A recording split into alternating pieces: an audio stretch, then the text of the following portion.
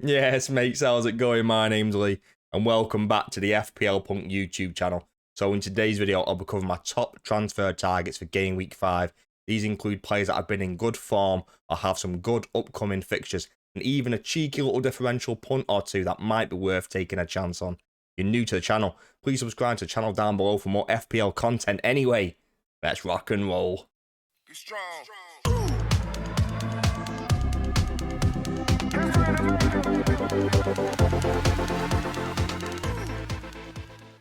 First up is one of my favourite defensive players in FPL, Pedro Porro. Defender for Spurs, 5.5 million, 33.9% owned. Only made 3 appearances so far. I'm recording this before the Arsenal game. He's got 16 points. He has scored a goal in there as well. Spurs have only kept 1 clean sheet. Do you have an expected goals conceded per 90 of 1.18?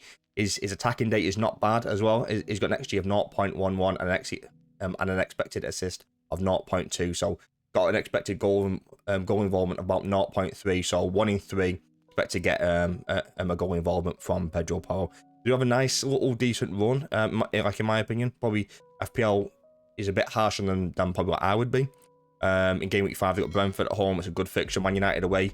We've seen very hit and miss Man United at the minute, and like today we played Southampton. Like we should have conceded. Like we obviously give the penalty away as well. Spurs tend to play pretty well against us, so that might be a harder game than people think. Right in a way, yeah, tough game. Game Week 8, Game Week 9, a nice little couple fixtures there. I just really like him as an option. I think if you've got someone quite expensive and you want to spread some money around, or if you've got a Gabriel, for instance, and you just want to make a sideways move, going for something like Pedro Porro, I don't mind at all. I think he will be heavily owned on that Game Week 6, Game Week 7 wildcard. Getting one step ahead of that wildcard crowd might not be the worst idea in the world. You can't quite afford Pedro Porro at 5.5 million. Let's move on to a cheaper defender now and see if he's better for you.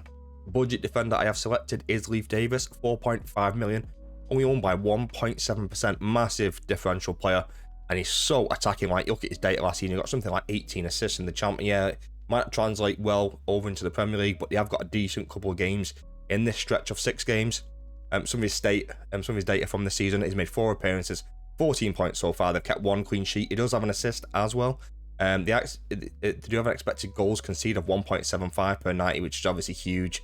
But we're not necessarily buying Leif Davis for the potential of clean sheets. It's about that attacking data. I just think he's such a great first sub option, especially in Game Week 5, 8, and 10. You can kind of work around those. I think he's a great option. He's only got an expected assist so far of 0.12, but they have played Liverpool and Man City in that run, so you do need to kind of take it with a pinch of salt. I think any kind of Ipswich player, whether that's Greaves, the central defender, the 4 million one, or some of the attacking options, whether it's Sammy Smodics or Amari Hutchinson, don't think they're bad options at all. Like I said, they have got a relatively decent run of games over the next 6 or so. Southampton away in the next game. I think this is a great game for them. They did pretty well against them last season. And then they've got Villa and West Ham, which aren't the greatest games, but I probably, if you're forced to play them, I wouldn't kind of hate playing them in those games. Everton at home in Game Week 8 is a great fixture for them. That's definitely a winnable and clean sheetable game for Ipswich. Brentford away in 9, and obviously Leicester at home in 10, another great fixture. I think he's a great option. If probably similar to Pedro Porro, you can't quite get there and you want to kind of spread some money around, downgrade someone like a Gabriel if you are thinking of like a Game Week 6, Game Week 7 wildcard, and you want to jump off Gabriel for a couple of weeks, coming down someone like a Leif Davis. Don't hate something like that, like at all. As long as if you do want to play him in Game Week 5, great. Just don't be too reliant on him in the likes of Game Week 6, 7, and 9. So do have a little bit of cover. You are thinking of going there, but massive differential. Let's jump in some midfielders and see who I've selected there. Next up is my top midfielder transfer target, Bryan Mbeumo. Midfielder for Brentford, 7.1 million right now. He has rose by 0.1 million and is owned by 8.1%.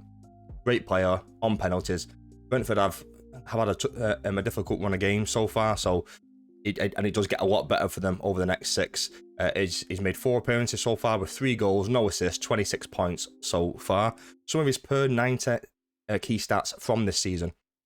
He's getting 2.34 shots per game per 90, which is pretty good. He's creating 1.34 big chances created. He's got an XG of 0.36 and an expected assist of 0.42. So he's got quite a relatively high goal involvement per 90. So you're kind of expecting something from him in most games. He's got points per 90 of 6.5. If he carries on for the course of the season, he's going to end up with an absolute monster score in the end. And like I said, like, they do have a relatively nice run of games in. I wouldn't even mind bringing him in for this week, playing him in game week 5 away to Spurs. Spurs are prone to conceding goals, and I know we recommended Pedro Porro as well, but I think if you're looking for a midfielder target, something completely different. And I wouldn't even mind playing him in that game week 5. And with the likes of West Ham and Wolves at home in 6 and 7, yeah, Man United, it might be a tough game for them, but they play on the break. And if Man United do push forward, it might be Mbeumo breaking away and scoring those goals. Like I said, like, he's on penalties as well, which is always a nice bonus. And then in game week 9 and game week 10, they've got a nice couple of games in Ipswich and Fulham there as well. I think the likes of and the wildcarders in 6 and 7 will definitely get Brian Mbeumo. They'll probably triple up, and Brentford will probably Flecking in goal, Mbeumo and Wissa would probably the triple up from Brentford. Looks like Wissa might have picked up an injury, so they might have to do something else from there, but Brian Mbeumo is going to be massively owned from game week 6, game week 7, and kind of jumping on him a couple of weeks earlier might not be the worst idea in the world if you want to kind of move some money around and you've got a couple of players that you don't quite like. So that's my first transfer target. So let's move on to another midfielder target. Next up is Cole Palmer, and he's someone that I actually own, but I just don't feel like enough people are actually looking at someone like Cole Palmer. Whether that's they're kind of moving money around to go and get the likes of Salah and Haaland instead, but I feel like he's being massively overlooked right now. Midfielder for Chelsea, 10.6 million. Like I say that, like, he's still owned by about 40% of the game, but I think that's a lot of more of the lesser engaged managers because of what he did last season. I think the more kind of engaged crowd aren't going towards Cole Palmer, but I think even probably wildcard 6-7, I don't think they're going to go there because the fixtures change after a certain point. So I think you either get him now or you kind of leave it until like game week 11, game week 12. 3 appearances so far. Chelsea are actually playing Bournemouth right now. Chelsea aren't playing particularly well. Disasi is getting absolutely rinsed in the right back position. He's got 1 goal and 4 assists with 25 points in total so far this season. Some of his key stats per 90. Per 90 he's getting 3.09 shots per 90. He's a big chance of creating is 1.37. He's got an XG of 0.29 and expected assist of 0.36.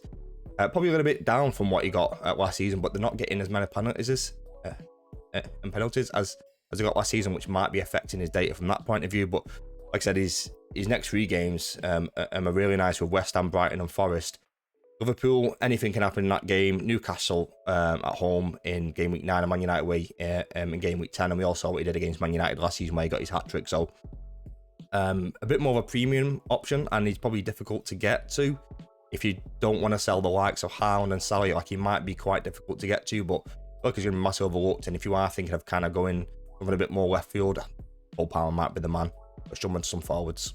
Next up is my favourite transfer target for the forward position, Ollie Watkins. 8.9 million, 22.9% owned. I came so close to bringing him in on wildcard, and last minute I just bottled it and didn't bring him in. Wish I'd brought him in. Like, he scored 2 goals today.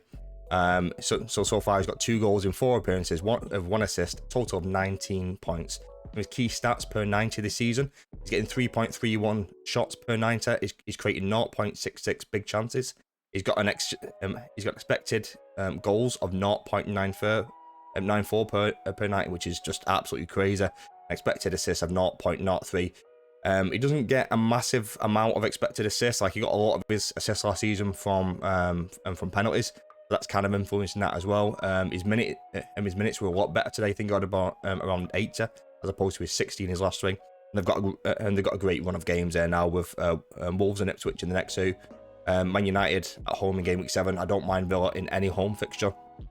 Fulham and Bournemouth the next 2 after that. And even Spurs in game week 10. Like, I don't even mind that game as well. So just think Watkins with his underlying data is just absolutely crazy. So if you do want to have a move off from the likes of Haaland and you want to look at something else, I think Watkins might be the man to go and do it. I know people looking at the likes of Isak and a couple of other players, but I think Watkins is going to get overlooked over this point because by the time you come to wildcard, you're not going to want to move off from Haaland because City have got a nice run of games in. So this might be the time to kind of go for him. Like, if you are thinking of doing any kind of forward transfers, Ollie Watkins, my favourite transfer target for any forwards. Let's jump on some kind of punty, kind of differential options next. So just before I end the video, I've selected 3 honourable mentions, kind of moving towards kind of like punts and kind of risky kind of players. But if you're looking for a couple of players that aren't heavily owned, I don't mind going for someone like a Canate. It looks like he's nailed down that Liverpool spot now. And if you're looking for that third Liverpool player and you want to downgrade someone like a Gabriel or someone else, I think 5 million for Canate, a Liverpool defender, is just really, really great value. And he's only owned by 5.4%. Gibbs White, Forest have actually got a decent run of games here now. He's only 6.5 million. And I feel like he's, again, being massively overlooked. He's only owned by 3.6% of the game so far. And feels like a bit of a blast from the past. But Jamie Vardy, forward, 5.6 million for Leicester. So only 7% owned. He's got 2 goals so far this season. And same as all these guys, Leicester have got a decent run of games here now. And if you are looking for that budget striker and you've already got the likes of João Pedro or Welbeck and you want to add a second one, Vardy might be the man. Like they have got a decent run of games, and as long as Vardy plays and he's fit, he's on penalties, he's gonna score goals. We've seen it throughout the years. That's just what Vardy does. Amy Vardy, just think about it. Them are 3 honourable mentions. I know they're a little bit risky, a little bit punty, but if you do fancy a bit of kind of like a bit of risk, a bit of chance, these might be the players to go for. Right, mates, that's it for today's video. So today went for my top transfer targets for Game Week 5. Tried to look at some players that aren't so heavily owned. Tried to look at those kind of punts and those differentials and those kind of risky, high upside players. If you enjoyed today's video, don't forget to subscribe, leave a like, and leave a comment down below. Have a good day, peace, and love.